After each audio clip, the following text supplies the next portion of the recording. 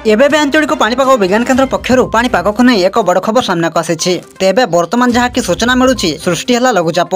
आज संध्यारे बिजुली घड़घड़ी सहित प्रबल बर्षिब। सृष्टि है लघुचाप क्षेत्र।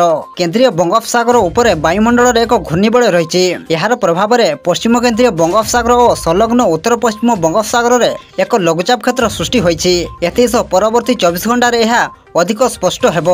तेबे आसंतु नजर पकाइबा आज संध्यारे बिजुली घड़घड़ी सहित केउं सब जिले में प्रबल वर्षा होबार संभावना रही एवं केउं जिला को चेतावनी जारी करछि पाणीपाग विभाग।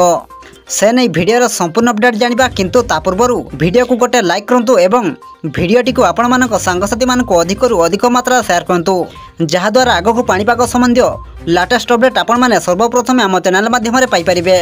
सूचना अनुसार राज्य में 5 दिन पर्यंत प्रबल वर्षा होबार संभावना रही।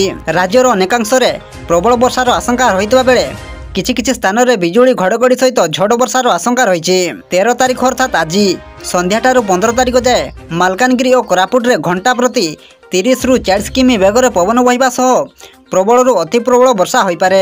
एणु एही दुई जिला पई आंचलिक पाणीपाग विज्ञान केन्द्र पक्षरु ऑरेंज वार्निंग जारी करा जायछि।